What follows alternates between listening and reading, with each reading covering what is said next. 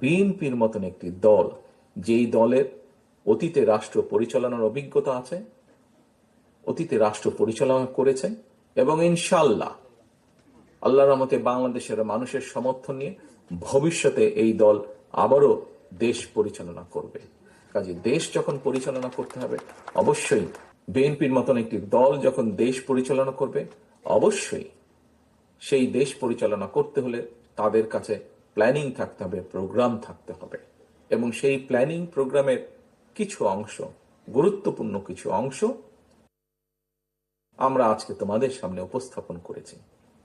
জাতীয়তাবাদী শক্তির মধ্যে আছো, নেতৃত্বের দায়িত্বে আছো, তাদেরকে আজকে আমরা এখানে নিয়ে এসেছি। আমরা আজকে এখানে আলোচনা করেছি কিভাবে আমরা চাই আগামী দিনের বাংলাদেশের যে নারী সমাজ আছে, যা টোটাল পপুলেশনের অর্ধেক যে নারী সমাজ আছে, সেই নারী সমাজকে কিভাবে এম্পাওয়ার্ড করার জন্য।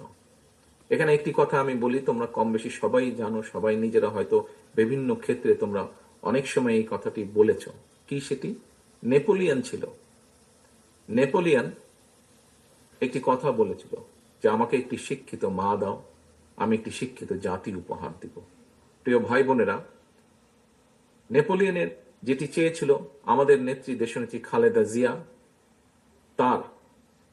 উনি যে সময় দেশ পরিচালনা করেছেন, সে সময় তার গৃহীত একটি পদক্ষেপের কারণে এদেশের নারী সমাজের বহু সদস্য, লক্ষ কোটি নারী সমাজের সদস্য ক্লাস 12 পর্যন্ত বিনামূল্যে শিক্ষার সুযোগ পেয়েছে। আমরা যে কোনো শিক্ষা প্রতিষ্ঠানের দিকে যদি আজকে তাকাই, গত 15 থেকে 20 বছরের মধ্যে আমরা দেখেছি যে কিভাবে নারীদের অংশগ্রহণ বেড়েছে শিক্ষাক্ষেত্রে প্রত্যেকটি জায়গায়। এখন আসো, আমরা ভবিষ্যৎ পরিকল্পনা নিতে চাই যে একজন শিক্ষিত মা বেকার থাকবে না, তাকে আমরা অর্থনৈতিকভাবে স্বাবলম্বী করে গড়ে তুলতে চাই।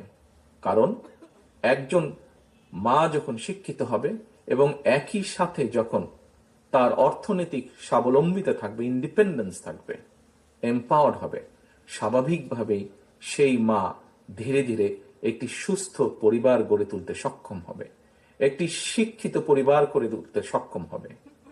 এই মুহূর্তে যে অ্যাভেলেবল ডাটা আছে আমাদের কাছে, সেই ডাটার ভিত্তিতে আমরা দেখেছি বাংলাদেশে এভারেজে যদি 5 জন করে আমরা একটি পরিবারের সদস্য সংখ্যা ধরি, তাহলে বাংলাদেশে 4 কোটি পরিবার আছে।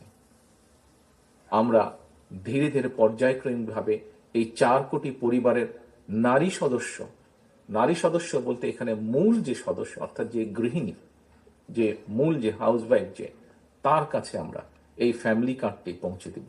প্রথমে আমরা এটি শুরু করব গ্রামের থেকে, যারা মোস্ট ডিপ্রাইভড, আন্ডার প্রিভিলেজ, সেখান থেকে আমরা শুরু করব, এবং এটি আমরা জেনারেল রাখবো।